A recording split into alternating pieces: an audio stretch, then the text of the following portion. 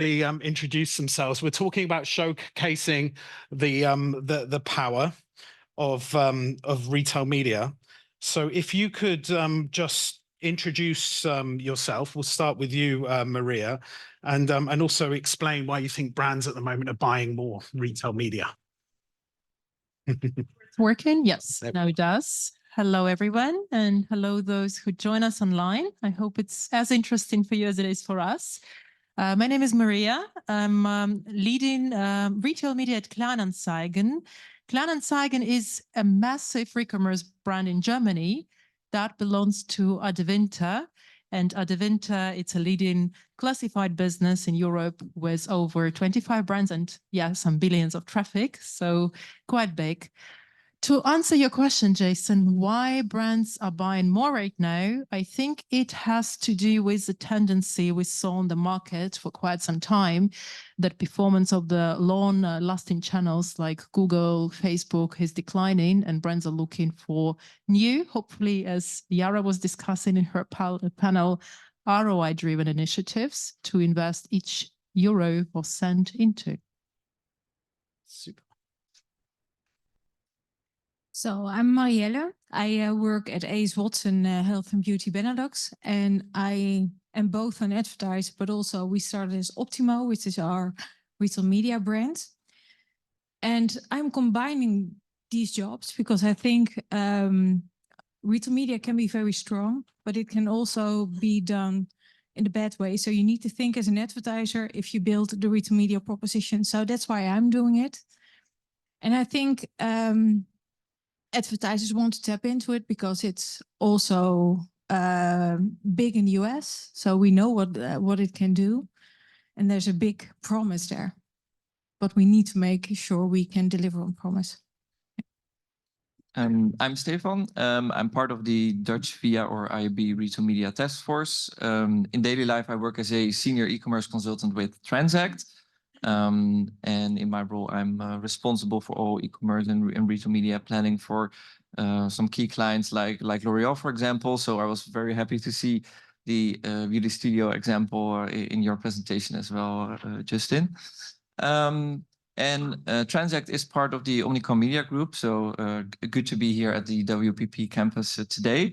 And yeah, I think that retailer or that the attractiveness of retail media to advertise also is in like maybe the bandwagon effect or the fear of missing out. More and more retailers are starting retail media offerings, and if your key retailer starts a retail media offering and you won't jump on it, it's hard to ignore it. Also, not that smart to ignore it, I think, because if your competitor does and he uses these retail media offerings in a good way, then your competitor will steal market share in favor of yours. So yeah, kind of that fear of missing out. More and more retailers are starting retail media offerings. Also leads to more and more brands spending also more euros to retail media, I think. Yeah, it's a great point, Stefan. I always feel like it's putting in all of the hard work through the funnel and then losing out at the last minute because, you know, there might be another ad there so close to the point of purchase. So it's a great call. Justin. Yeah. Oh, Justin, probably you heard about me a few minutes ago. Commercial director, commercial development at Bol Retail Media. Well, I think from a Bol perspective, of course, we're heavily investing in retail media, in ad tech, and I think that's well, it's one of the three strategies, right, from a retail perspective. So it's about e-commerce, it's about logistics, and it's about advertising. But I think we have to be, well, how we see it is that we need to really be relevant for our customers first, because without the platform, we don't have retail media propositions or proper retail media propositions. And that's our aim to, and that's also the biggest challenge we have right now. But yeah, it's obvious that this is, especially if you have broad reach, if you have a broad, well, types of products on a platform like Bol, yeah, then it's obvious that retail media is also the place to be. Perfect. Thanks. So I'd like to kick the panel off with a positive question. So what are the biggest challenges that you face in when a retailer is setting up their retail media network? And we'll go to you first, Maria. Yeah, we're just setting up. And I think the biggest challenge is that we are a retailer and retail is our business. So I always call it that retail is our biggest cake and the retail media for now just looks like a cherry on the top. So why invest so much time and so much money or so much technical challenges into retail media? So I think that's quite a challenge. But by delivering on promise internally and externally, that might work. But I think creating retail media propositions is a challenge. Yeah. Can we go to Justin on this before we go to Maria? I'd just like to get the bold take on that as well. Yeah, I'm not sure if I agree on it's about propositions. I think we should have the basic first. So the biggest challenge to me is about the data, right? So if the biggest problems of retail media is the unique shopper data, that really makes the difference between other media providers. And I think that's also the hardest part directly. It's how to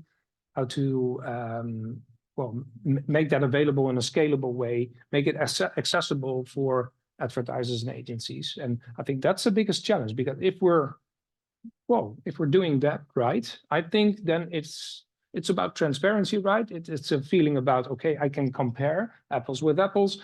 And if we're doing that right, I think then that's the biggest hurdle for now. And because I couldn't agree more also with your third standpoint in your presentation regarding to have the insights for agencies, for example, and you say it's a challenge to deliver that every now and then. In what does this challenge lie? Is it a technical challenge, or is it also hard to get the rest of the company along with this thought? Yeah, I think it's always so. It's a technical challenge how to do it to make it accessible, in an easy way. And of course, yeah, also within, as you just said, Proposition. Sorry? To me, data It's a proposition. It's a proposition, and it should be part of the total portfolio. But how can you make sure that you get some leverage internally or some safeness internally, that delivering data somewhere else than outside the company doesn't hurt the business? Because if it hurts the retail business, it will hurt you as a publisher. So making sure you get some safety there.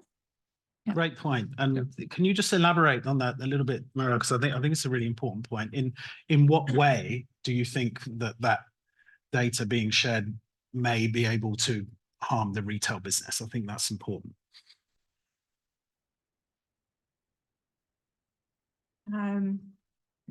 Just talked to you about it this morning, because I really understand that agencies, they want to have the business. And so, for example, if we think we should grow a category in a different way than, for example, Unilever thinks, so how would it hurt the business, our business, if we give Unilever all the opening into driving the category a different way we think the category should go? So I think those are hurdles we can take. I'm sure of it, but I think if you look at the trade and the marketing, those will be hurdles we need to take carefully, because if we take them carefully, we can grow retail media big and much bigger than what's ever on the market. So I think we can go to US standards, but this will take time and trust in the relationship. It's a great point, and I think it's I think, again, like you said, you're kind of new in setting things up. This is a journey. You have to get it right. You've got your brand and the initial part of your business to think about, right? So It took me 6 years to be able to set this up internally, because it takes a lot of time, a lot of bears on the road, and making sure you talk about all the bears to make sure you get there. And thank for all the parties that already started, because then, of course, if you have seen all the, we call it kinderziektes, like child sicknesses, we don't have to take the child sickness anymore. the other parties did it, so we can just take it a step further and hopefully go quicker. To add a point, we're fighting for the microphone here. So speaking about sharing the data, it's a very tricky point because third-party cookie depreciation is coming very soon. And there is a lot of pressure on retailers, especially, to start sharing more data and using this data. So how do you see this, considering what was said before, that we should be careful sharing the data? I think it depends on how you share the data. So what you do with the data. Does that answer your question? Partially. Yeah. No, it's a great challenge, and I think a very complicated topic that we probably spend a lot of time on. But was there anything, Maria, that you wanted to talk about in relation to challenges, if we go back to the initial question? Yes, I think something that was discussed here very briefly, and Marielle said this, and it was just here and there, but I think it's important to emphasize this once again. We are always compared to what our colleagues in the States are doing, and they are maybe 5-10 years ahead of what we're doing in Europe. Legislation. Oh, very different legislation. But also what Amazon has done already and what Amazon is doing in Europe. And we are not there yet, and we will not be there next year. Maybe in 3-4 years, we will be there. And this is a big challenge when we're setting up retail media offers. Our advertisers are always comparing us to Amazon as first, and we know we're not there. So this is a question, how do we adjust expectations that were communicated in the first panel between agencies, customers, and us? Yeah, and then comparing, should you compare pure players to omnichannel players? That's also the challenge, because I think pure players, they are compared to, so Kruidvat is compared to Bol.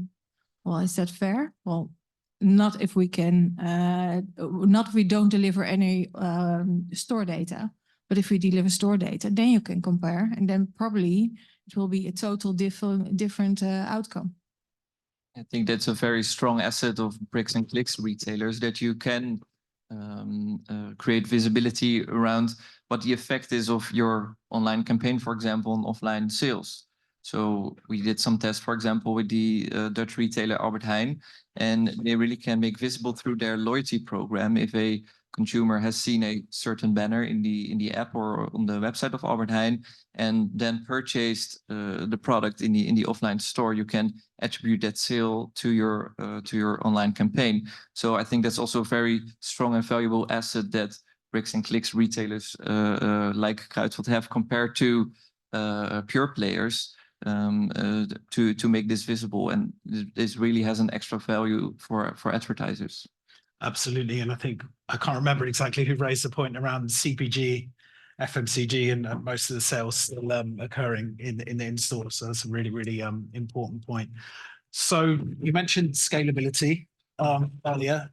Let's talk about that. How do you think retail media providers, networks can scale their proposition, and you know, do you have any good examples around that? I'll go to you first. I think so. I think from a sort of a marketplace perspective, it's rather easy to scale because we're in the business of scaling. But if you look at all the let's say smaller retail media suppliers, it's to me, I think that's a big challenge, how to scale that business for advertising. And then I think it's about collaboration. It's about working with the certain tech providers, ad tech providers together. I think because I think the proposition, if a standalone proposition as a small retailer is kind of hard to hold up. And Stefan, from an agency perspective, what do you want to see from these guys in terms of you know, helping that scalability? Yeah, so regarding scalability, I really think it's key to have standardization, to have self-service platforms. So we have seen some retailers who want to like reinvent the wheel themselves by building their own technology. I think that's a very smart step that you guys took at AS Watson to build on existing technology for Optimo or with Creo. So you have like a rocket launch in the capabilities that you can offer also regarding measurement, for example. And we still see quite often with some of the retailers that it's a lot of like handwork, booking your campaign, like 5 emails back and forth, and then you have your banner online. And I think in the last couple of months, a lot of retailers here in the Dutch market have taken significant steps towards self-service. So we really encourage that in this way. Yeah, we can build better campaigns for our clients across multiple retailers. So that's really the way to go to scale, I think. Yeah, it's interesting if you look at the history of Walmart and their retail media proposition and how long it took for them to offer a self-service platform. You know, you can see that anyone offering that now quicker and enabling that scale is onto a great thing. Maria, your perspective on scalability. For me, it is scaling across customer user journey, because in the end, it was what Jason is showing. It's developing different formats to cover different stages. So you need some formats to work with brand awareness. You need some formats to work with consideration and to work with the purchase. And we have perfect display, PLA, landing pages. But also, as we spoke earlier, it's audience extensions. How can we sell data? So it's about providing to the needs that the customer comes to us with. And we know that we can offer a solution to any retailer with any need. This is a scalability for me personally, and for what we are trying to do at Adevinta. Super. So we got 5 minutes. Let's go.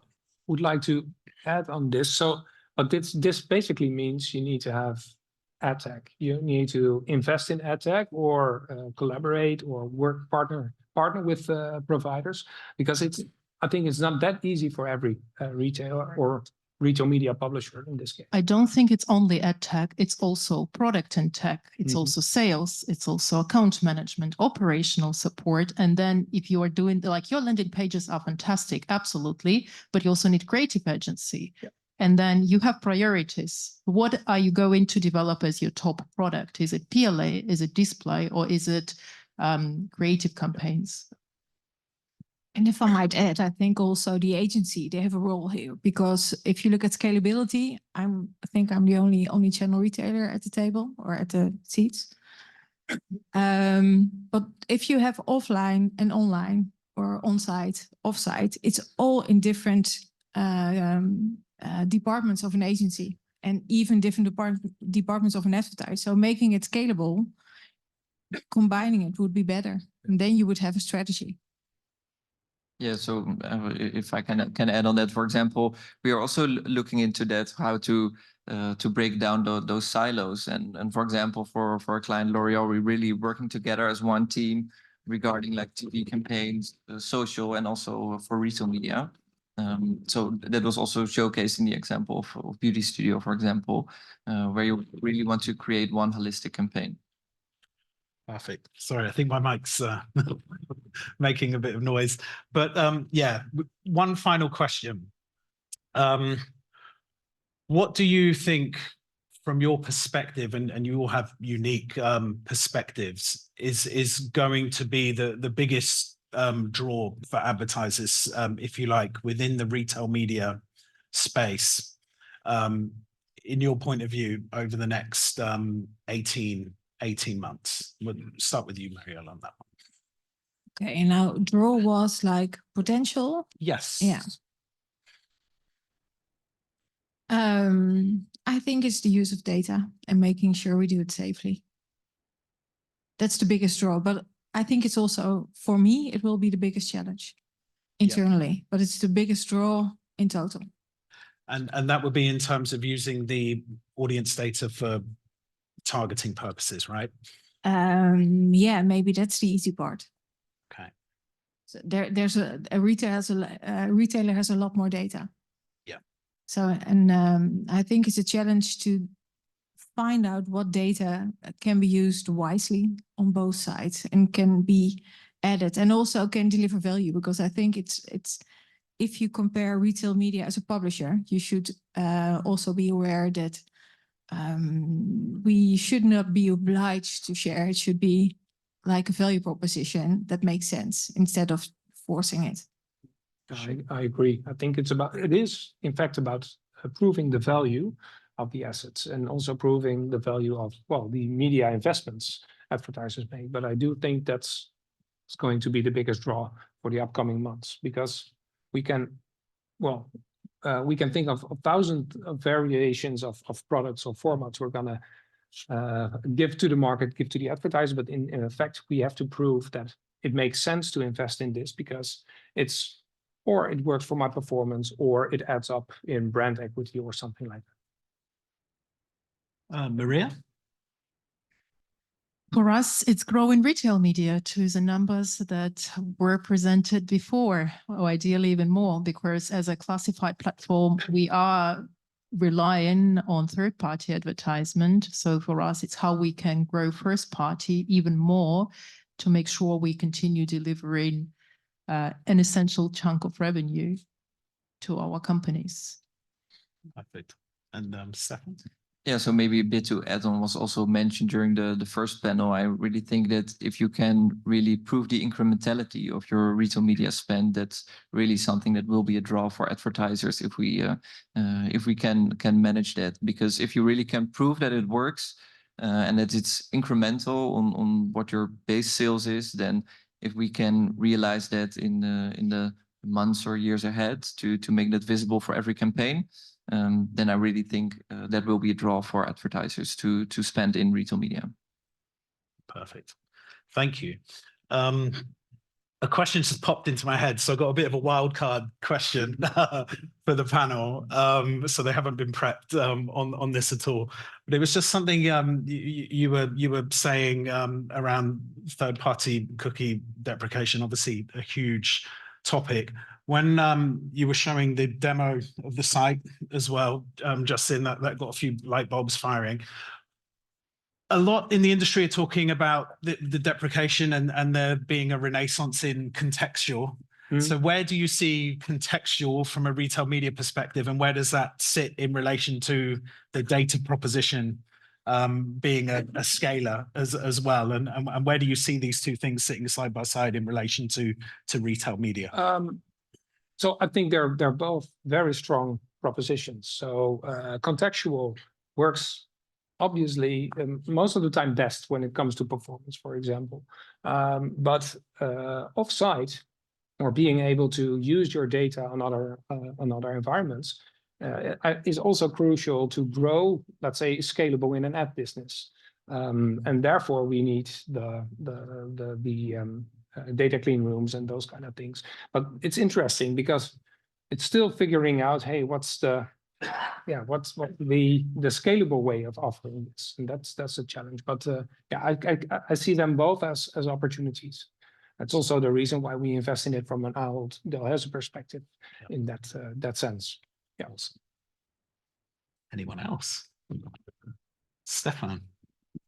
Yeah, well, I can really imagine that you want to invest in this also from a broader perspective, also to like for us as an agency and also for our clients, it would feel very logic if like Bol and Albert Heijn would share their data, and it could be, for example, very interesting to know if someone buys a certain product at Bol. It could be also very interesting to know if that consumer is also interested in specific products who are, for example, available at Albert Heijn. So I think it's really, I think it's a first step to do that within the companies. But eventually you also want to have that data available to target across retailers as well. And how can we then use that data to drive sales at Kruidvat? That would be perfect. Well, I think, for example, one thing we were... No, but that's a challenge. Yeah. Delivering data and how are we going to use audiences? So making sure we deliver data, but if there's sales, it would be perfect if sales from Kruidvat data goes to Kruidvat or for Bol goes to Bol. So we need to make sure. I think I think that's the discussion. Do you want to be into media or do you want to be in e-commerce? And I think there's a sort of a sweet spot. There is an opportunity to use your data, your consumer data, for advertising purposes. So I think that's the discussion then. Where do you want to play? Maria, any final thoughts? We are actually preparing a case on that, and hopefully we'll be able to present it already at Demexco this year, how we are doing what just discussed. They are collaborating with a major retailer in terms of data and data sharing to offer extended targeting options to other customers. Yeah. Amazing. So we Spoiler alert. look forward to Demexco. Cool. Well, no, thank you so much. I think what Justin was saying about offsite and clean rooms is a great segue. Hand over to